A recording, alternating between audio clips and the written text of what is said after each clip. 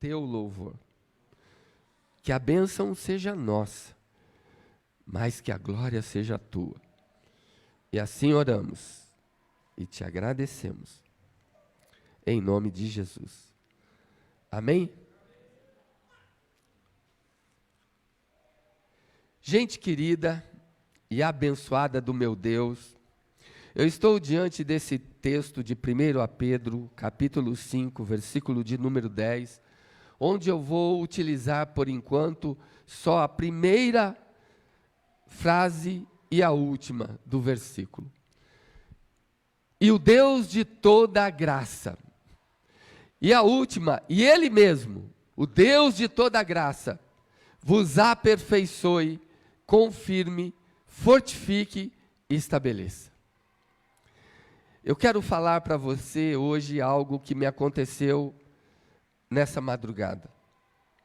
Eu estava sonolento, não sei se dormindo ou acordado, logo cedo, acho que era umas 5, 6 horas da manhã. Então, uma voz balbuciou em meus ouvidos e disse: fale com eles que só o amor é capaz.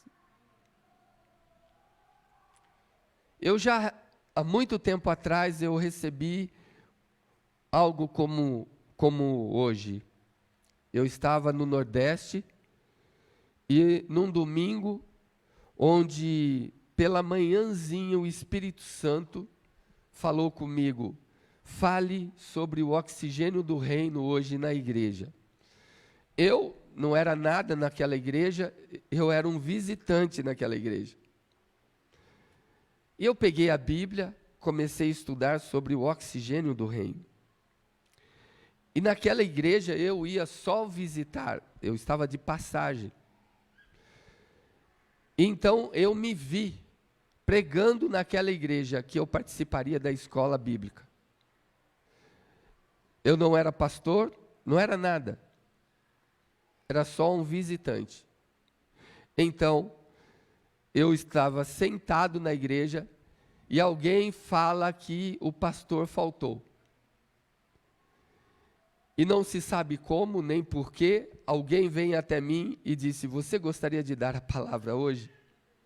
Falei: sim, gostaria. E eu preguei sobre o oxigênio do reino. E essa manhã, o Espírito soprou e disse: fale isso, o que eu estou te ensinando agora. Só o amor é capaz. Para eu falar do amor, eu tenho que falar do entendimento. O amor em si, ele não é só emoção. O amor é uma realidade. E o amor que nós falamos é muito mais que um sentimento, ele é uma pessoa. Ele é Deus. Então, para eu falar de entendimento, eu tenho que falar de sabedoria. Tem muita gente confundindo amor com libertinagem, que dá vazão ao pecado. Não é esse o amor da Bíblia, não é esse o amor de Deus. Eu, lendo um livro, estava lendo sobre o perdão em um tempo onde meu coração estava muito dolorido, amargurado, entristecido. E muitas pessoas haviam saído da igreja pelos mais variados motivos. Aqueles que eram motivos verdadeiros e reais, e aqueles que eram mentirosos e invenções. E o meu coração estava muito machucado. E pessoas usando o meu nome, espalhando mil coisas a meu respeito. Então, chegou numa página do livro, eu escrevi o nome de todas elas. Uma por uma. Eu fui escrevendo em cima de todo o capítulo do perdão. Então eu escrevi: Senhor, hoje eu decido perdoar todas essas pessoas, independente se é verdade ou se é mentira, se estão aumentando ou aproveitando-se da situação para me ver cair. Todos eles estão perdoados. E enquanto eu fazia isso, meu coração pulava de raiva e gritava: não perdoe, não perdoe. Se você perdoar, eu vou dar uma parada em você. E eu continuei: eu perdoo todos. E hoje eu esqueço de tudo que me fizeram, em nome de Jesus. Eu entrego as consequências de tudo nas tuas mãos, e o Senhor trate com cada um como o Senhor quiser tratar, porque está escrito: minha é a vingança, eu retribuirei, diz o Senhor. Da minha parte, Deus, eles estão livres. Então, eu continuei pregando. Vou contar algo para vocês. Um pregador, um pastor, um líder, qualquer pessoa que carregue a bendita palavra do Senhor, que tem algo contra alguém, ele nunca pode assumir um púlpito. Ele nunca poderá falar em nome do rei. Ele nunca poderá falar em nome do céu. Por quê? Porque o perdão é a maior mensagem que Jesus trouxe na terra. Ele veio buscar e salvar o perdido, dos quais o apóstolo Paulo e eu falamos, dos quais eu sou o maior. Eu sou o pior. Então eu acredito que ele veio por mim. No Requiem de Mozart, está escrito uma frase que eu nunca mais esqueci na vida. Senhor Jesus, lembre-se de que eu sou o motivo da sua viagem. E ele dizia: eu creio que ele se lembra. Eu sou o motivo da vinda dele a esse lugar. Eu sou o motivo dele deixar a sua glória. Eu sou o motivo dele descer do seu trono. Eu sou o motivo, como diz o livro de Filipenses, dele humilhar-se a si mesmo. Eu sou o motivo dele deixar de ser Deus e se vestir de homem. Ele se vestiu de carne, pele, ossos, sangues, veias, artérias, músculos. Ele veio, se fez como um de nós, para tão somente me levar para morar com ele. Ele humilhou-se a si mesmo, ele foi obediente às regras desse planeta e foi obediente até o fim, morrendo a pior morte que havia, que era a morte de cruz. Eu sou o motivo da viagem dele. Então, só o amor é capaz de me trazer aqui para falar com você. Eu não prego aqui porque tem muitos ou porque tem poucas pessoas. Eu não prego aqui porque quero aparecer e nem porque estou obrigado a fazê-lo. Eu prego aqui porque no meu coração eu entendi o que é graça. Graça para mim, quando eu começo a falar, eu já quero chorar. Quando eu entendo graça que foi derramada na minha vida, sabendo quem sou eu, sabendo quem fui, sabendo os pensamentos que tinha, sabendo a malícia que envolve meu coração. Quando eu penso em graça, eu imagino que seja um jeito onde o meu coração se incha, vai inchando de tanto amor, mas tanto amor por Ele, que o meu peito não suporta. Então o meu corpo não dá conta de segurar esse coração, e eu tenho que morrer de tanta gratidão e amor por Ele. Graça é favor imerecido. É entender que eu não estou aqui porque mereço, eu estou aqui porque Ele quer. Eu não estou aqui, nem estarei aqui porque sou bom. Eu estou aqui e estarei aqui porque assim foi determinado antes sequer que o sol surgisse. Antes que Deus mapeasse as estrelas, antes mesmo que toda a Via Láctea e toda a constelação de Órion fosse planejada por Deus, A Bíblia diz, antes de qualquer coisa, Ele me amou. Ele me criou dentro dele, Ele me viu dentro dele. Então, graça é favor imerecido. Só o amor é capaz de transformar prisioneiros em livres. Só o amor é capaz de deixar alguém livre. Só o amor é capaz de fazer o fraco ficar forte. Só o amor de Deus nessa palavra é capaz de fazer o perdido ser salvo, ser encontrado, ser visto, ser notado. Só o amor faz o esquecido ser valorizado. Só o amor de Deus torna culpados em inocentes.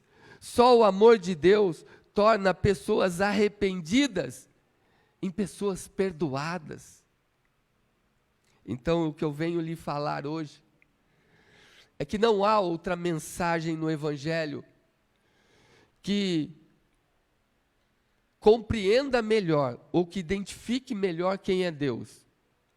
Deus é aquele que ama. Por que Ele é aquele que ama? Porque Ele é amor. Simples assim. Você pode ser rotulado como aquele que briga. Por que você é aquele que briga? Porque você se prepara para brigar, você é violento, você é preparado para a guerra. O outro é aquele que ajuda, porque é preparado para isso. Deus, se nós definíssemos Deus, Ele é o Deus de toda a graça. Ele é o Deus que ama. Ele é o Deus que renova sobre nossas vidas as suas misericórdias. Ele é o Deus de Lamentações 3:22, que as suas misericórdias acabam não tendo fim. Eu e você passamos, mas as misericórdias dele não têm fim. E elas são a causa de eu estar vivo aqui, de você estar trabalhando ali, de você estar planejando lá, de você estar casando lá. Essas misericórdias é a causa de não sermos consumidos. Consumidos significa de não irmos embora dessa terra antes do tempo. Então, o amor de Deus é o responsável pelo cumprimento dos meus dias. A minha agenda existencial passa pelo crivo do amor de Deus, e as suas misericórdias se renovam sobre a minha e a sua vida a cada manhã. Meu Deus, como eu amo falar disso.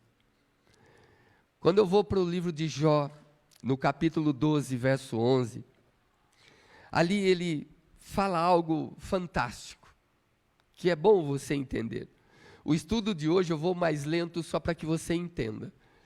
Como o ouvido prova as palavras, como o paladar prova a comida, com os anos está a sabedoria. Com os velhos, com os idosos, está a sabedoria. E na multidão de anos, ou de abundância de dias, fala assim comigo, está o entendimento. Então, numa regra simples desse versículo, a sabedoria é antecipar no entendimento aquilo que somente com os anos seria possível. O que é sabedoria? Sabedoria é quando eu adquiro um entendimento além do tempo que eu vivo presente.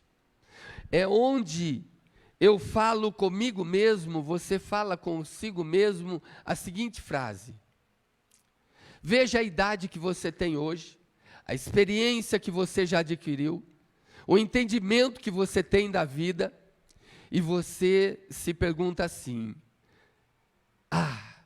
se eu tivesse essa cabeça, esse entendimento quando eu tinha 15 anos, 18 anos, um atleta me disse assim, um ex-atleta me falou assim: Rinaldo, olha, se eu tivesse a cabeça que eu tenho hoje, eu seria jogador de seleção.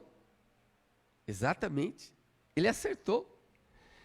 Ter a cabeça que você tem hoje, olha quantos anos você viveu para amadurecer, para crescer, para ficar alguém maduro para a vida, ter entendimento. Se você tivesse o entendimento que tem hoje da vida, talvez não se casaria tão cedo. Talvez não se casaria com a pessoa que se casou. Talvez não teria vendido o que vendeu. Talvez não teria feito o que fez. Talvez não teria feito a loucura que cometeu. Talvez não teria se prostituído como gostava de se prostituir. Se tivesse o entendimento, e a Bíblia diz assim: com os velhos está a sabedoria. Não porque a pessoa tem que ficar velha, encarquilhada, caiu o cabelo, cai tudo. Não, não é isso que a Bíblia está dizendo. A Bíblia está dizendo com o tempo, com a experiência dos anos, está a sabedoria. Sabe, gente, com essa cabeça que você tem, com essa experiência que você tem, com esse entendimento hoje que você tem da vida, se você tivesse no vigor da sua juventude, eu lhe digo, ninguém te seguraria. Imagina você com todos esses aparatos no vigor, no auge da sua força física. Ninguém ia poder com você. E a Bíblia diz em Jó 32:7, falem os dias, e a multidão de anos ensine a sabedoria. Falem os dias, e a multidão de anos ensine a sabedoria. Então, ter sabedoria é ter anos antecipadamente vividos no entendimento e aplicados nas ações e pensamentos do nosso hoje. Às vezes, tem pessoas que você se impressiona. São pessoas que estão à frente do seu tempo. E você conversa com elas e você se maravilha com elas. Porque elas veem coisas que eu não vejo, que você não vê, que ninguém vê. Elas entendem de coisas que nós não entendemos. E só vamos entender depois, muito tempo depois. Então, ser sábio é estar a um passo à frente do seu tempo. Ter sabedoria hoje é estar à frente do tempo, é saber filtrar acontecimentos, antecipar o que vale a pena e o que não vale a pena. Para eu entender o amor de Deus, eu tenho que entender pelo que vale a pena brigar, pelo que vale a pena lutar. Existem coisas que eu fujo da discussão, porque não vale a pena. Eu cheguei ontem para participar na sexta-feira, eu falei, vai ter churrasco no futebol. Eu estava numa visita lá com a Tamires e o Célio. Eu falei, vou chegar quando eu chego lá, tinha um pessoal que tinha brigado e saíram do jogo. Essa é uma coisa que nunca mais me pega, não vale a pena, não está na sabedoria isso. Ali é um lugar de lazer, de brincar, de melhorar, de estar em comunhão, não de brigar. Ali não é lugar de ganhar ou perder. Aliás, eu agradeço muito vocês que me deixam ganhar sempre, porque eu sei que vocês fazem isso para me alegrar. Eu sei. O Ageu sai fuzilando toda vez lá, porque quer jogar contra, não sei. Bom, mas enfim, está tudo bem. Mas tudo bem, eu quero agradecer do mesmo jeito. O que eu quero dizer é que ganhando ou perdendo não importa. O que importa é que a sabedoria me ensinou que eu não preciso brigar por algo que eu vou esmurrar o ar. Eu vou ficar esmurrando o ar, batendo no ar.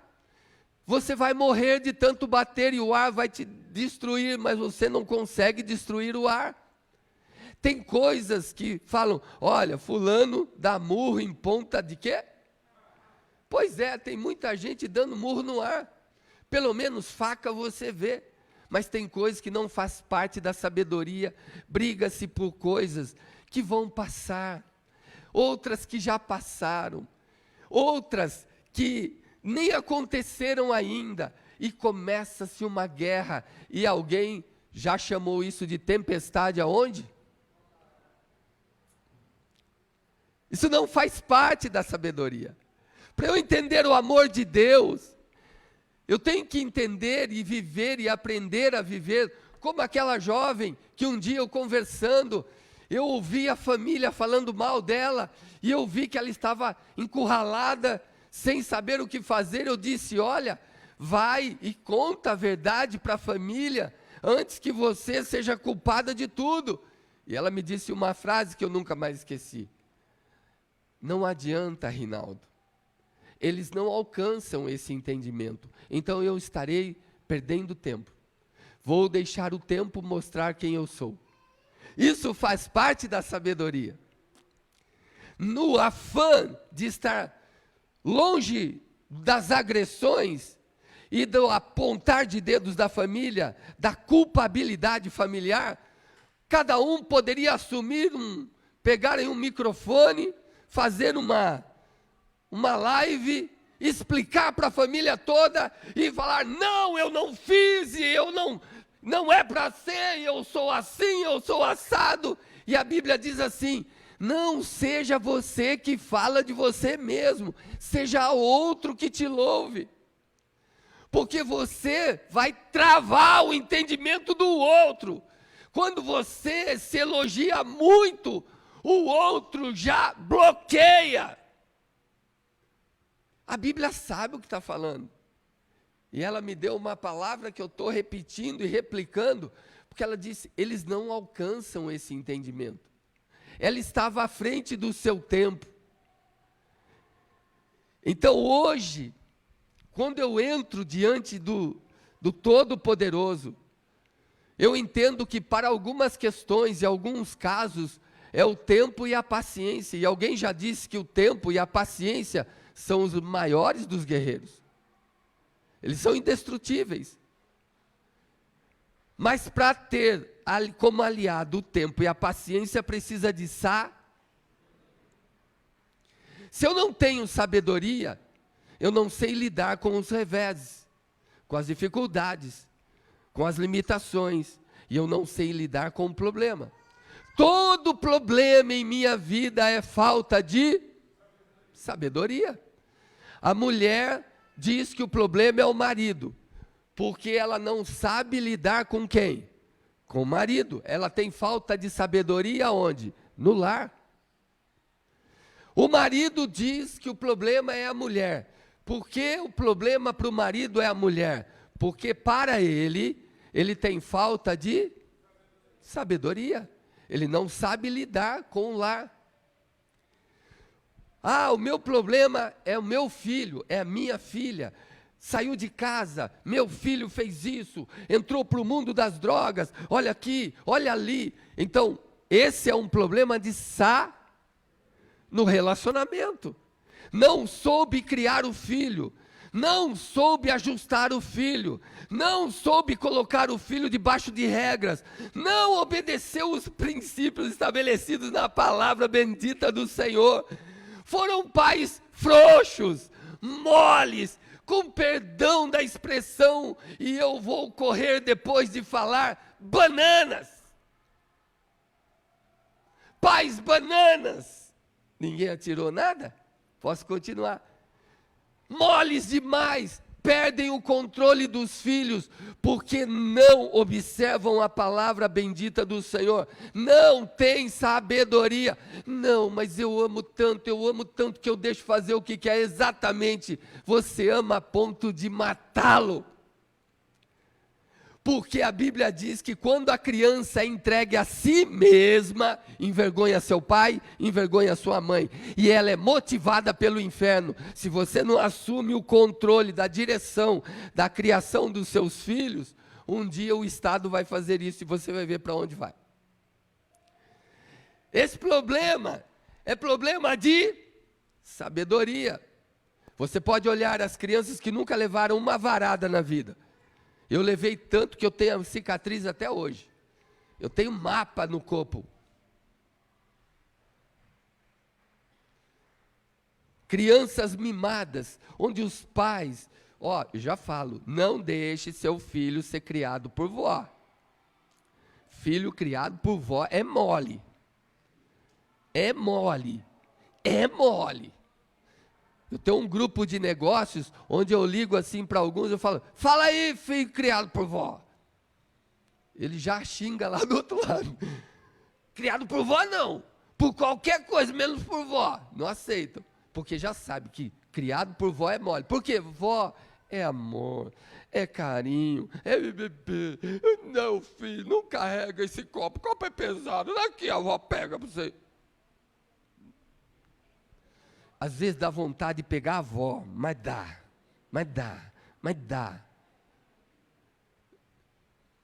Vó só mima, só beija, só abraça. O filho, neto só corre para a avó, não corre nem para a mãe. Fez coisa errada, corre para a avó, para não bater, para não apanhar. Vai vendo aí.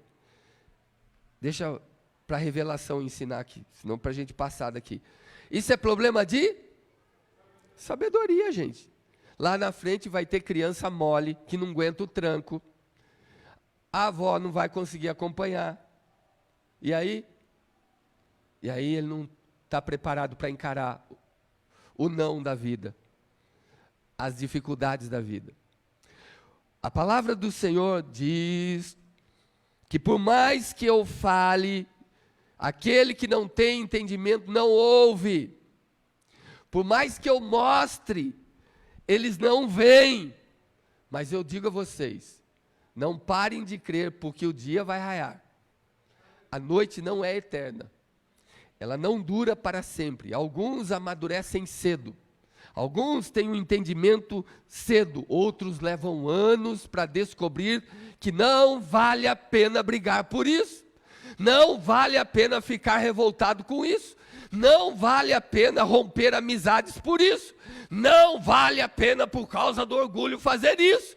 Não vale a pena ficar, como diz aí naquele tempo de criança ainda, de mal à morte com alguém da família por causa disso. Eu fui, no dia em que uma pessoa, membro daqui da igreja, morreu, nós fomos visitá-la, estávamos conversando com ela, eu e a pastora Ilse, e ela disse assim, faz 1 ano, olha só, faz 1 ano que meus sobrinhos não vêm me ver. Eles dormiam aqui, eles viviam aqui, tudo porque alguém aqui da minha família, o pai deles brigou com o meu filho, dentro da minha casa, me desrespeitou, eu estava doente, e por causa disso, 1 ano que eles não vêm me ver. Você sabe o que é isso? Eu digo a vocês, é falta de... Brigou com fulano, que fulano tem a ver com outra que está doente? Nada! Ah, é parente, pode ser o que for, mas o problema foi aqui, o tropeço foi aqui. Aqui não tem tropeço. Nós temos tanta falta de sabedoria que eu desconto nos outros aquilo que eu cometi ali atrás. Eu continuo levando para frente esse problema. Eu discuto aqui no louvor, eu saio da igreja. O que a igreja tem a ver com isso? Isso é falta de quê? Eu discuto com o irmão lá da intercessão, eu saio da intercessão. Mas espera aí, você discutiu com uma pessoa lá porque não entendeu alguma coisa. Mas por que sair do ministério? Isso é falta de quê? Então, quando não tem a visão antecipada do que vem, é pego de surpresa, vive na base emocional. A gente cansa de falar, cansa de avisar, não faz isso, não faz aquilo, por causa disso, por causa daquilo. E aí a pessoa responde, mas eu não vejo assim, eu não entendo assim, eu não concordo, eu não aceito. Aí fala, você é velho, você é antigo, você é ultrapassado, você parou no tempo. Exatamente isso que Jó está dizendo. Ele diz o seguinte, em Jó 32:8, na verdade, há um espírito dentro do homem, e o sopro, a inspiração do Todo-Poderoso lhe dá sabedoria. Entendimento, inteligência vem de muita aplicação e muito estudo. Sabedoria vem do sopro do Todo-Poderoso. Por isso que Deus diz assim: quem tem falta de sabedoria, peça, sabe a quem? A Deus, não às escolas, não aos livros. E peça a Deus que a todos dá, não cobra, dá liberalmente. O dia que Deus me chamou para pregar o seu evangelho, desde aquele dia eu comecei a citar e recitar um versículo para mim. Todas as vezes que eu falava com Deus, eu falava para Ele me encher de sabedoria. Eu citava um versículo para me encher de sabedoria. Foi Shakespeare quem disse o seguinte: eu me sinto feliz porque eu não espero nada de ninguém. Expectativas machucam e a vida é curta. Então, ele disse, ame a vida, ame a sua vida, mantenha um sorriso no rosto. Tem gente que é carrancudo, chupa limão o tempo todo. Você olha para ele, está chupando limão. Ele é um limão azedo o tempo todo. E ele diz, não é que eu sou limão, eu sou santo. Não, ele é uma carranca. Está ali estampado que ele é infeliz. E olha, Shakespeare aí avisando aí a galera que gosta de coisas bonitas que ele falava, mantenha um sorriso no rosto, viva a vida. E antes de falar, escute. Vê se não é uma dose de sabedoria. Tiago já disse isso. E sede cumpridores da palavra e não somente. Primeiro você ouve, depois fala. Você tem dois e uma só? Significa que Deus quer que você ouça mais e fale? Mas quem tem falta de sabedoria, fala mais e ouve? Vira para alguém que está do seu lado e fala, não está fácil para você hoje aqui não, hein? E você responde assim, vixe. Só fala isso que ele vai entender. Vixe.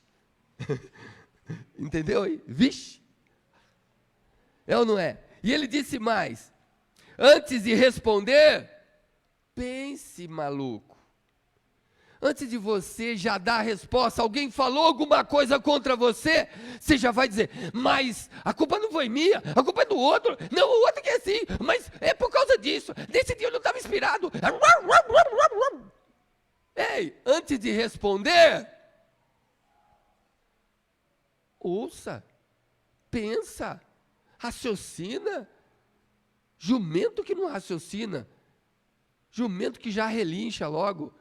Ei, por que você nunca assume que erra? Porque você não pensa. Aquele que age sem pensar é como aquele que faz buraco na água. Pensa. Esse é um problema de sabedoria. Nas suas emoções, não se controla. Não aceita ouvir um não. Se ouvir um não, ele parece um ketchup. Ele fica vermelho igual um ketchup. Ele parece aquele foguete que vai para a lua. Ele está pronto para explodir. Não fez o que eu quis em casa. Porque ele vai aguentando. Ela vai aguentando. Vai ficando em silêncio, mas vai vendo aquilo que incomoda. Porque tirou a xícara do lugar. Coisa extremamente relevante. O prato não está onde eu deixei. Isso é grave. Você casou com um jumento. Você casou com uma égua, com uma... Gente, tenha dó. Gente, fala assim comigo, pensa. Isso aqui vai ficar aqui.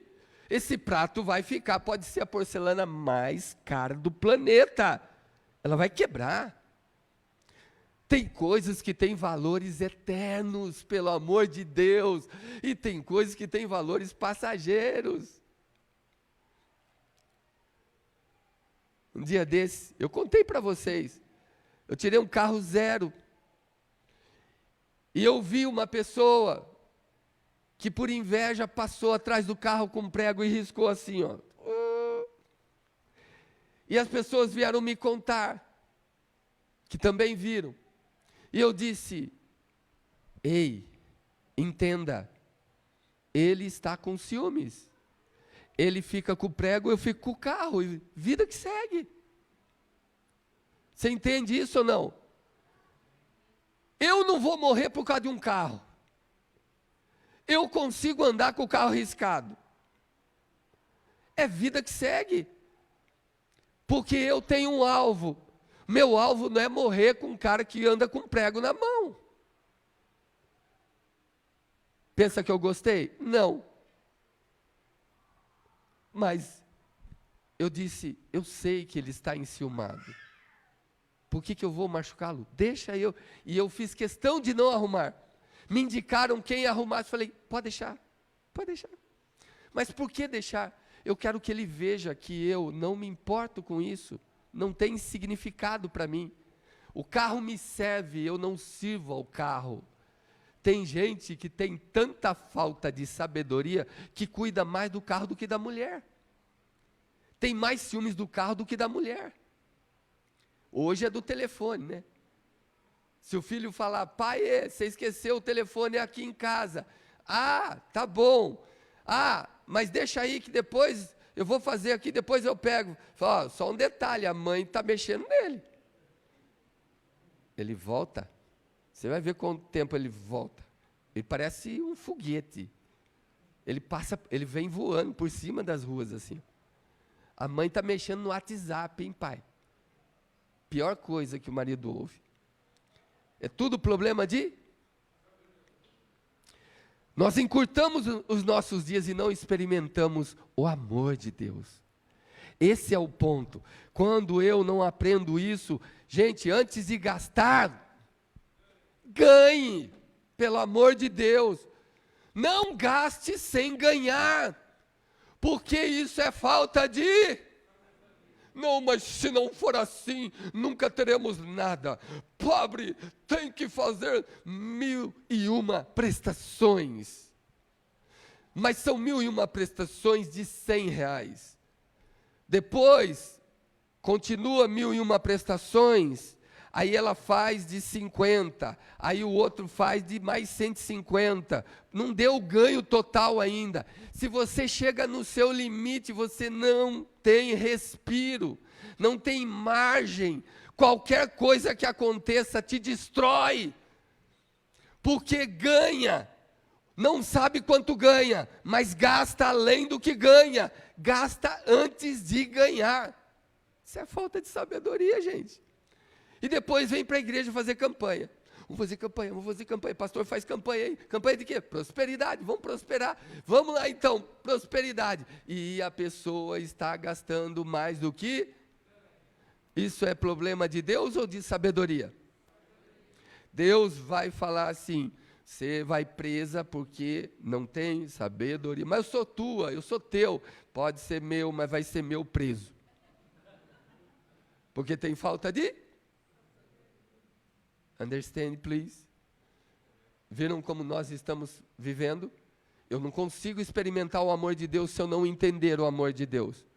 E para eu entender o amor de Deus, no mínimo eu tenho que entender as coisas que estão claras. Jesus falou assim para Nicodemos, Nicodemos, se você não entende nem as coisas aqui da terra, como que você vai conseguir me entender? Como você vai entender quando eu falar das espirituais?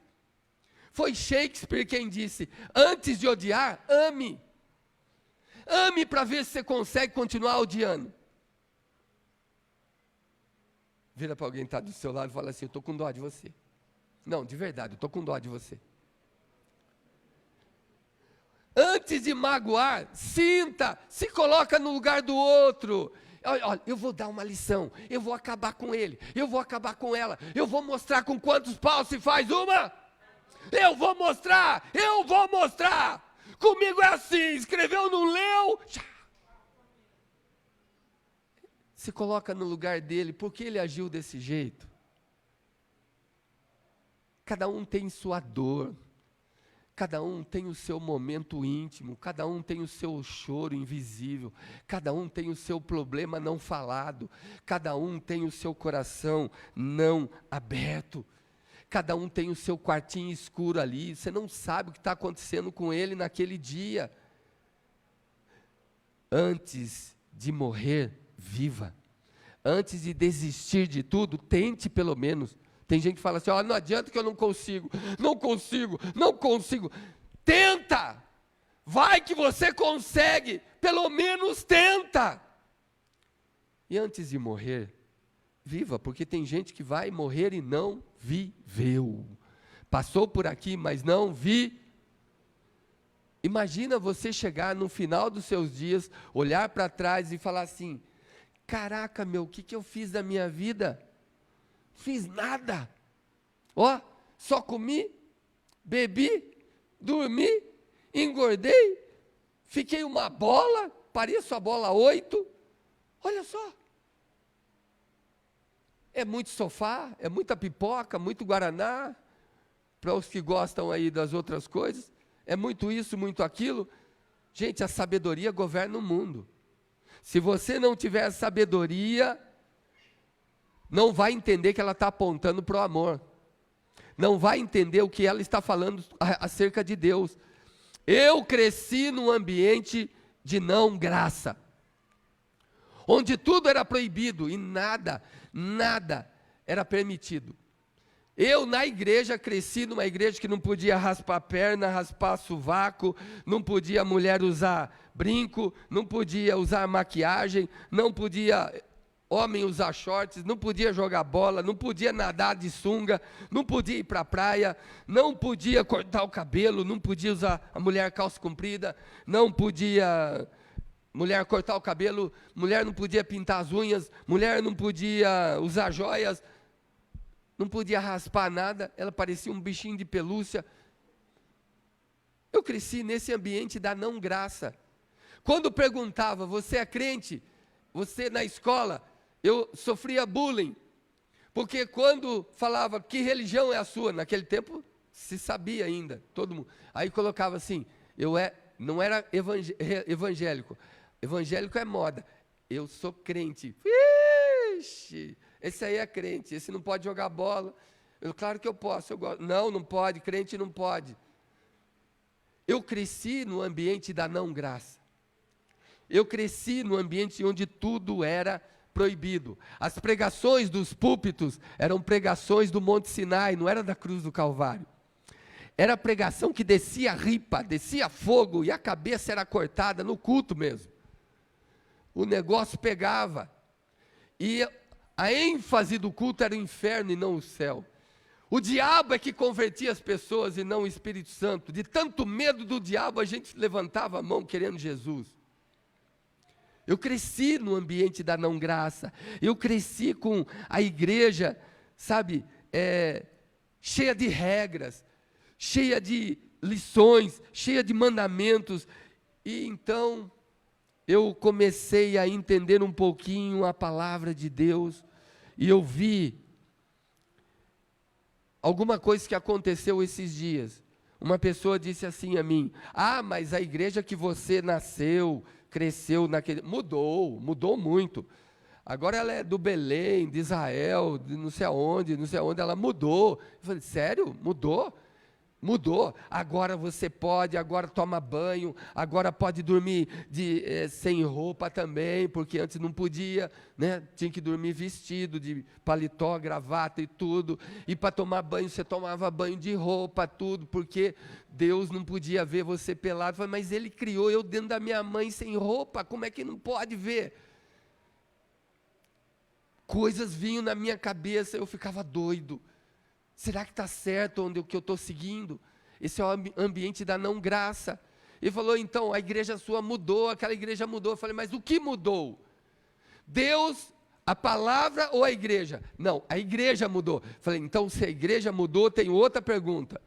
E aqueles que morreram pensando que estavam em pecado, porque assistiam televisão?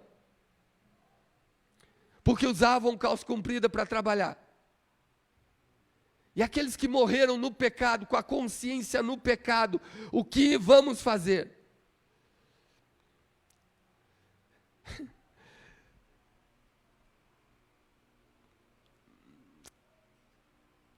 Tem uma coisa aqui, Não sei se eu consigo falar isso exatamente, mas a palavra de Deus, ela fala assim: o Deus de toda graça. Aí o Deus de toda graça nos prepara para a vida que vem aí pela frente. E eu estou num tempo aqui, nesse Deus de toda graça, onde eu aprendo que não é aquele Deus que tinha uma balança numa das mãos e um chicote na outra. Não é aquele Deus que ao menor sentido ou erro que eu cometesse, ele já vinha e me castigava, porque foi o que eu aprendi. A vida toda eu aprendi isso. Eu começo a ler a Bíblia e ver que Deus não é aquele carrasco. Deus não é aquele ser sério, aquele ser que me criou. Eu gosto muito de rir, por isso meu nome é Ri. Entenderam? Eu gosto de rir, por isso que meu nome é Ri. Mas fui criado por Deus, será? Por que eu gosto de rir? Por que a vida é tão boa? Se Deus que foi pintado para mim da igreja é um Deus carrasco, um Deus santo, todo poderoso, mas que não pode brincar. E por que Ele me criou assim? A Bíblia diz assim, olha, com os anos, com os dias está a... E a palavra de Deus nos faz ganhar esses anos. A Bíblia fala que Deus nos faz mais sábio do que os nossos inimigos. O Salmo 119 diz que quanto mais eu aprendo a sua palavra, eu fico mais sábio do que os meus inimigos. Porque a palavra de Deus tem o poder de se renovar, e ela antecipa o amanhã para o hoje no meu entendimento. Eu viro espiritual como Deus é, e eu começo a prescrutar coisas que eu nem imaginava. Eu começo a entender coisas que eu não entendia. Agora eu entendo o apóstolo Paulo dizendo, olha, o homem carnal não entende nada, ele só compreende na dimensão da carne. Mas o homem espiritual discerne tudo. Ele discerne o mundo espiritual, o mundo carnal. Ele sabe o que o cara está pensando, ele sabe o que o cara está imaginando, porque nele tem uma antecipação que ele põe no dia a dia. Ele antecipa esse entendimento, e o seu entendimento, os olhos do seu entendimento são abertos. Ele descortina uma sabedoria que não é dele. Ele vê coisas que ele jamais imaginou, mas de alguma forma, de uma forma espiritual, está dentro dele e ele compreende. Ele não sabe o que é, se pedir para explicar ele também não sabe, mas ele entende, e ele sabe e chama isso de fé.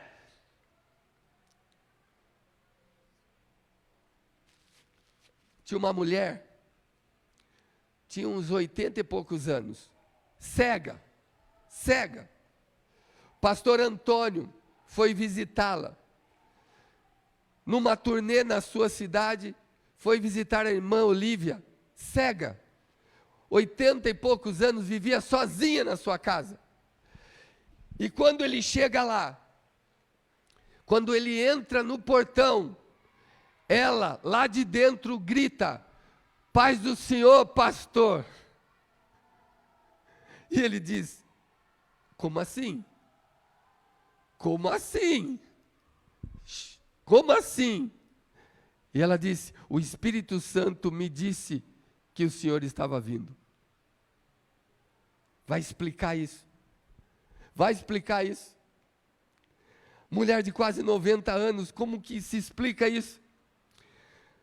A Bíblia diz em Neemias 8:10, esse dia é consagrado ao nosso Deus, não se entristeçam, porque, fala comigo, a alegria do Senhor, a nossa força é. Então Deus não é aquele Deus carrasco, sentado no trono, cheio de raios, pronto para jogar na cabeça de ninguém. Deus é um Deus que se alegra, a alegria do Senhor é a nossa. Eu sou doido por Ele, sem nunca ter visto Ele. Eu não sei porque eu sou atraído pelo céu, sem nunca ter estado lá. Uma alegria imensa enche meu coração quando eu falo de lá. É a minha pátria. Eu estou vendo como por antecipação, como Moisés via. Ele viu uma cidade cujos fundamentos são eternos. Como ele viu? Eu não sei, ele viu dentro dele, talvez como eu vejo. Eu sei que não há nada que se compara à graça de Deus. Houve uma menininha que orou assim: Senhor, faz as pessoas da minha igreja se converter e tornarem gente boa. Agora, Senhor, depois que eles se tornarem gente boa, faz o crente virar agradável, porque crente é chato.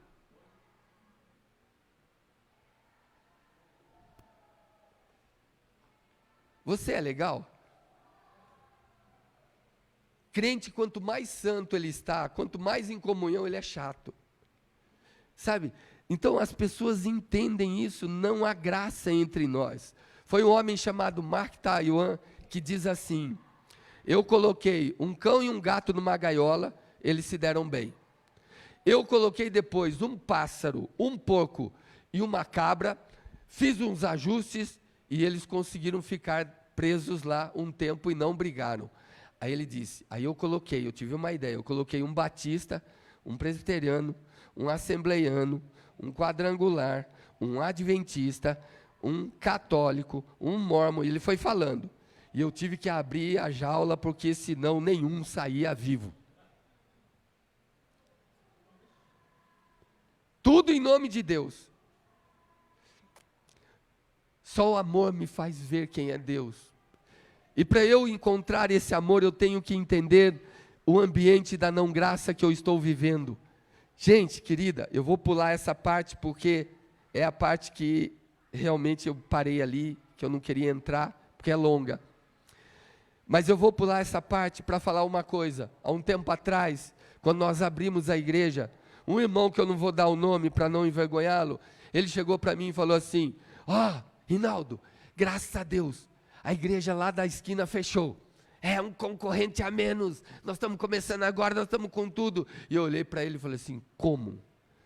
Como você ousa se alegrar quando as portas de uma igreja se fecham?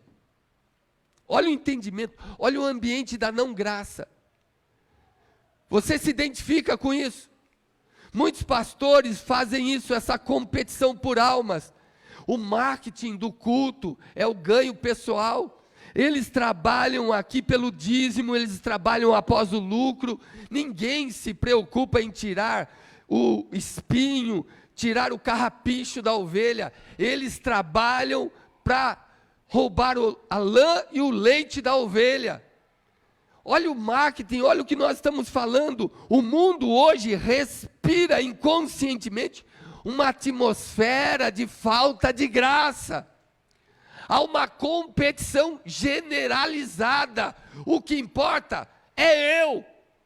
O mais importante sou eu. Eu disse a vocês que graça para mim é sentir o coração tão inchado de amor que o peito não resiste.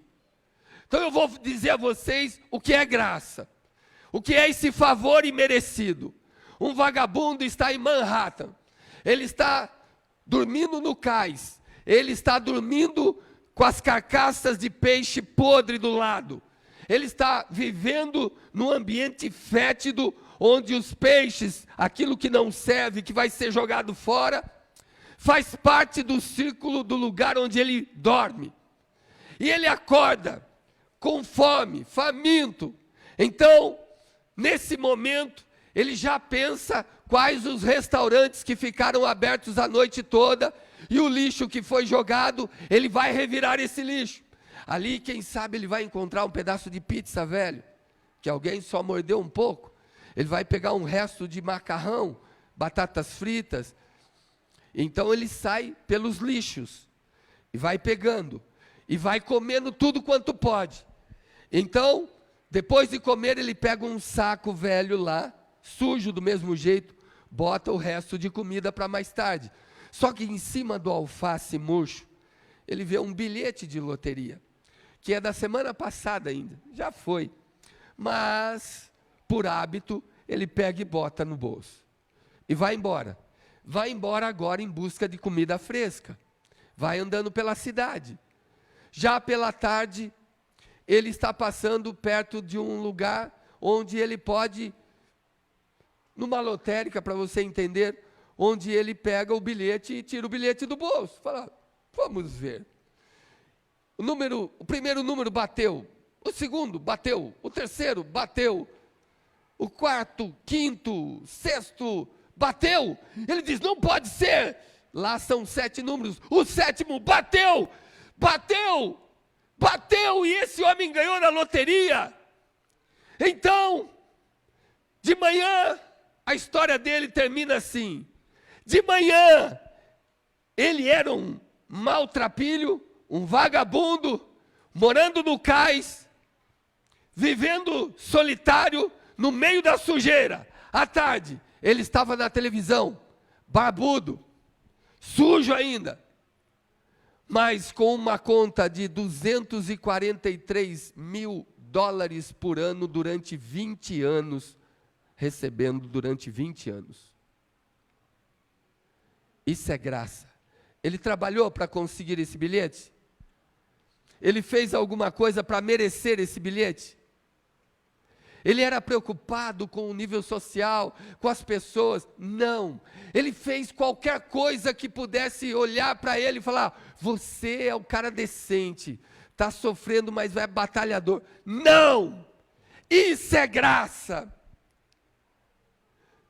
Para você entender o ambiente da graça de Deus e como é Deus, isso soa estranho, mas se você quer saber quem é ou como é ser Deus, vai em Lucas 15.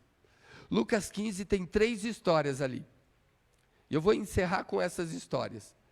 Ali diz o seguinte, que perder depois de achar pode se tornar mais feliz do que quando você conquistou. Como assim?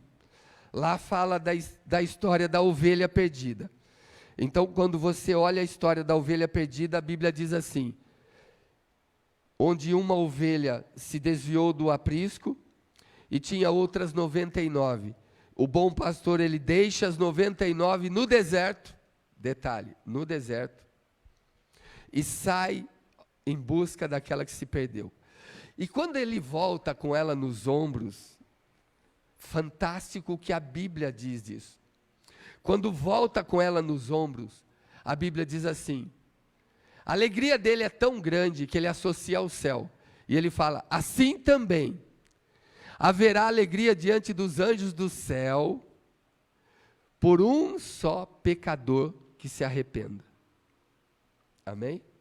Isso é o da ovelha. Aí depois, a história segue em Lucas 15 com a dracma perdida. É uma moeda agora. E a mulher que estava lá, ela tinha 10, mas perdeu uma. E ela falou, não posso perder, essa moeda de ouro não posso perder, é uma moeda muito importante. Então diz que ela começa a levantar as coisas, varrer a casa, e ela levanta e olha de baixo, e de repente acha. E quando acha, a Bíblia diz assim, que ela fica tão feliz, que ela chama as amigas e faz uma festa. E Jesus de novo fala, assim também, diante dos anjos de Deus, haverá uma festa por um só pecador que se arrependa. Aí a Bíblia conclui a parábola do filho pródigo. A Bíblia diz assim, que um homem tinha 2 filhos, mas a história é do filho, então o outro filho ele entra, porque Jesus quer nos ensinar, mas a história é de quem mesmo? Do filho? Vai vendo. Tem gente que aparece na sua história, mas a história é sua. E aí, a Bíblia diz o seguinte, que ele pede a herança. Depois que ele pede a herança, naquele tempo pedir a herança era dizer assim, olha, eu quero que meu pai morra. Herança só se distribui quando o pai, mas o pai está vivo. Então, ele rompe com o pai. Ele machuca o coração do pai. E a Bíblia diz que Deus na figura do pai, ele divide a herança pelos 2 filhos. Ele divide. O mais fantástico desse texto é que Lucas vai narrando e vai dizendo nos versos 13 e 14 que ele vai aprontando na vida, que ele perde tudo, até que ele chega no verso 17 e ele fala assim: voltando-lhe a lucidez. Então ele está comendo bolotas de porcos na vida, e ele fala: por que eu saí da casa do meu pai? Eu já sei, eu vou voltar para lá. Eu vou falar para ele: pai, eu pequei contra o Senhor, pequei contra o céu, porque ele machucou, pai. Vocês querem saber como é ser Deus? Vai vendo como é ser Deus. A partir do verso 18, diz que ele volta, e ele está ao longe ainda, ao longe. O seu pai o viu, o jeito de andar, o biotipo. Seu pai olhou e falou assim: é o meu filho. A Bíblia diz que o pai corre. Ele não é o Deus sentado no trono, carrancudo, cheio de raios, de chicotes nas mãos. É um Deus que se humilha. É um pai que se humilha para ter o filho de volta.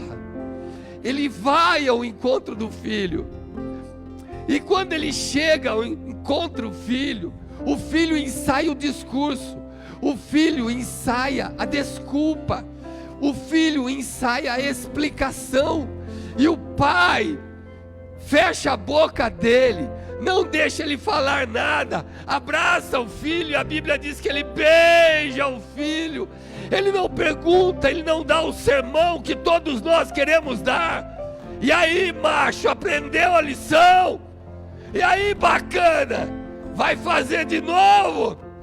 E aí, seu bobalhão, você pensou que tendo essa fortuna nas mãos você ia ser o rei desse lugar?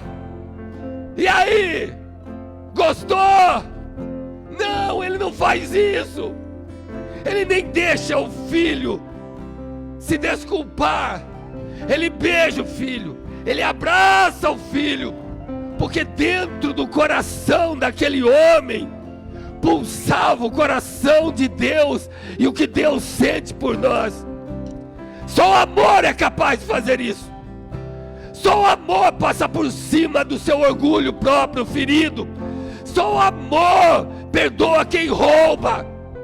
Só o amor perdoa quem perde metade dos bens, da herança. Só o amor é capaz de perdoar quem te feriu tanto.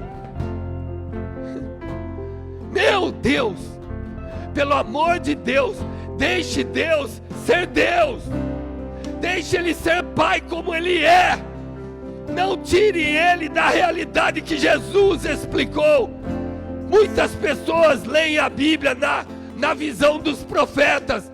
Leiam a Bíblia na visão de Jesus. Jesus conhece o Pai. Ele veio do Pai. Ele sabe explicar quem é o Pai. Os profetas vão dizer da lei que tem que apedrejar, matar. Jesus disse quem era o Pai. E ele disse: esse meu filho estava morto e reviveu, estava perdido e foi achado. Então, perder para depois achar pode se tornar a maior alegria do coração de alguém, porque foi assim que Deus nos viu. Ele nos encontrou assim. É estranho, mas para Deus a redescoberta, a volta pode nos tornar mais profundamente aceito do que a descoberta. Como assim? Cadê a Cida? Está aqui a Cida? Não. A Cida, quando tinha lotérica, houve um sequestro na casa dela. E ela foi morar lá no meu apartamento, junto com a família. Ficou lá. Seu filho foi sequestrado.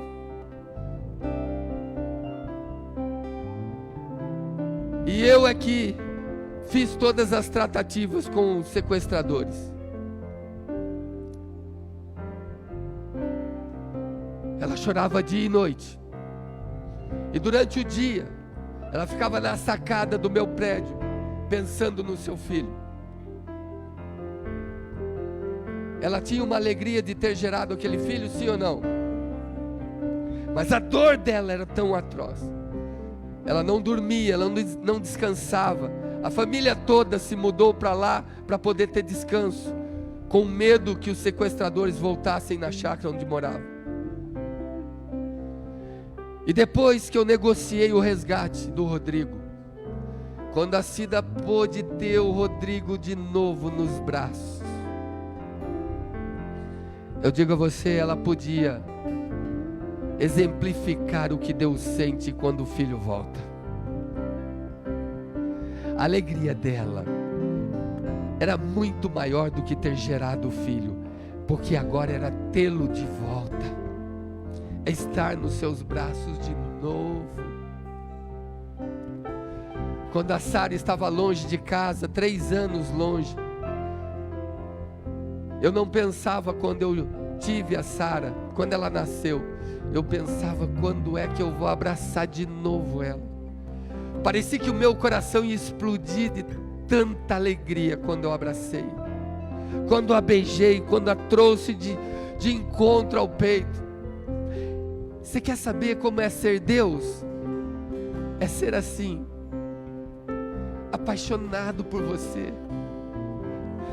Deus é apaixonado por você. Eu não sei por onde você andou, nem o que você fez, mas eu sei que Deus é aquele que Ele consegue amar, e só o amor explica, porque aquilo que está dentro dele. É como diz o Salmo 63:3, a sua graça é melhor que a vida.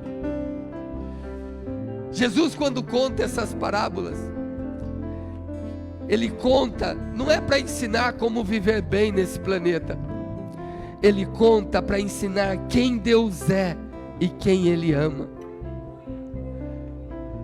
E sabe, de propósito, Jesus inclui o irmão mais velho na parábola do pródigo. A história do filho, mas Jesus, de propósito, bota o irmão mais velho lá. Sabe por quê? Porque o irmão mais velho, apesar de ter recebido a herança, permaneceu na fazenda. E a Bíblia diz que no verso 25, Jesus introduz de propósito para demonstrar o sentimento de ultraje que tomou conta do irmão mais velho, achando que o irmão mais novo não era digno. Ou seja, é ridículo o Senhor se humilhar para esse cara aí. É ridículo, o Senhor está nos envergonhando. Como é que o Senhor recompensa um cara irresponsável desse, que acabou com a nossa vida, que destruiu a nossa honra, que nos fez chacota para os vizinhos? Jesus colocou ele ali de propósito, porque aqui o irmão mais novo, para ele, era um renegado, era um cara que não merecia, um irresponsável, um ingrato que abandonou o barco. Ele não merece, porque ele abandonou o barco, e quem ficou aqui foi a gente, Pai. Quem ficou trabalhando aqui fomos nós. O Senhor está fora de si. É melhor então, sabe o que, Pai? Todo mundo aqui se perder, ir para o mundão, e depois voltar para o Senhor valorizar. O Evangelho não é o que eu sugiro, o que você sugere. O Evangelho é o que o amor do Pai sugere. Quem sente o amor é o Pai. E o filho mais velho não consegue entender e decifrar o amor do pai. Ele está o dia inteiro com o pai, mas não conhece o pai. Ele sabe tudo da fazenda do pai, da casa do pai, da igreja do pai, dos cultos do pai. Ele só não sabe quem é o Espírito do Pai. Ele não conseguiu entender ainda que o Evangelho é boas novas de grande alegria, e o pai, se quisesse destruir o irmão mais novo, teria destruído antes de sair. Ele só recebeu de volta, porque ser Deus é amar incondicionalmente. Na graça, Ele é o Deus de toda graça, onde está dito que o seu amor dura para sempre. O Evangelho é dele, a glória é dele, a alegria é dele, o coração é dele. Ele te ama. Só o amor é capaz de entender.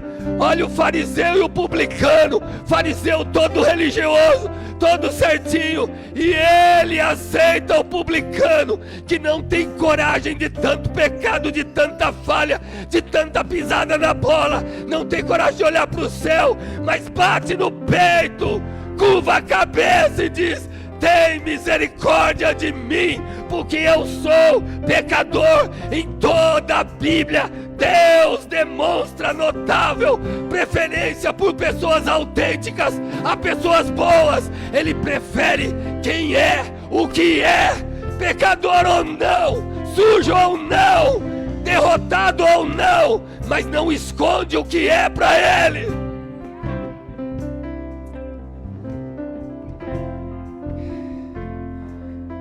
Só o amor.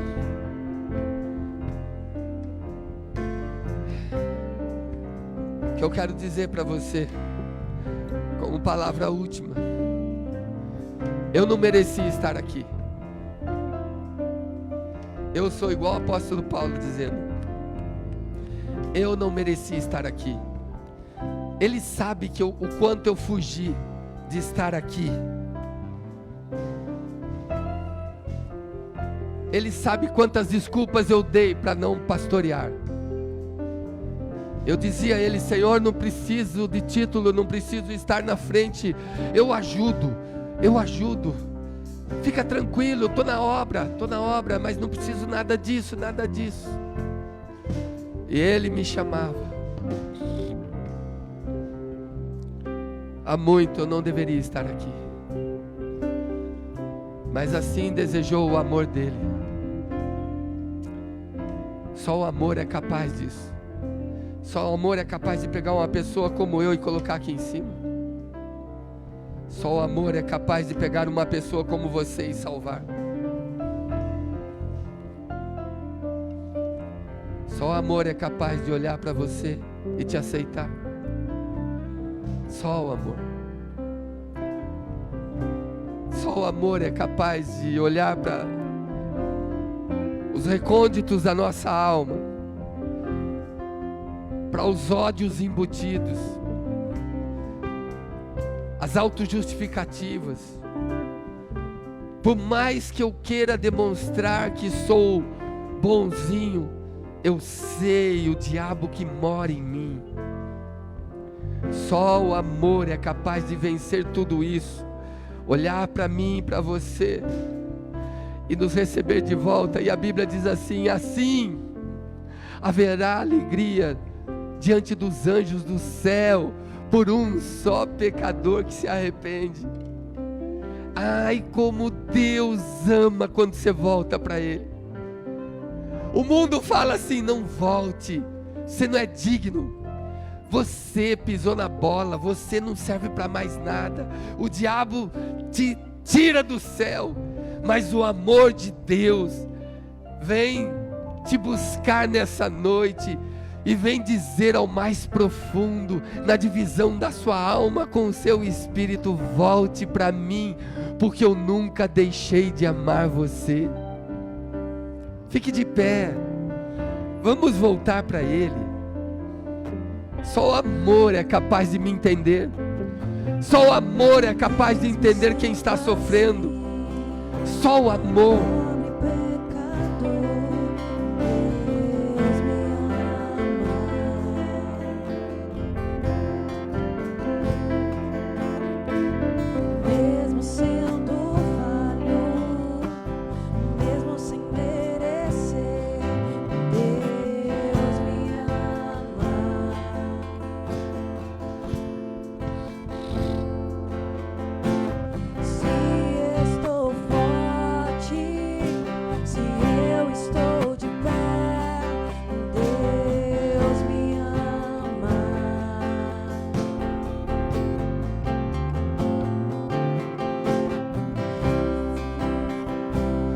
Você que estava se sentindo de fora, você que estava se sentindo rejeitado, indigno, você que não sabia nem se continuava ou não buscando a Ele, você que estava sentindo o coração distante de Deus, enfraquecido para buscar a Deus, não tinha certeza ainda da sua salvação, e nem mesmo se Deus ainda olhava para você, e nem mesmo se Deus ainda te aceitava. Hoje, só o amor é capaz de te buscar onde você está. Sai do seu lugar, vem para cá para ser amado pelo Senhor.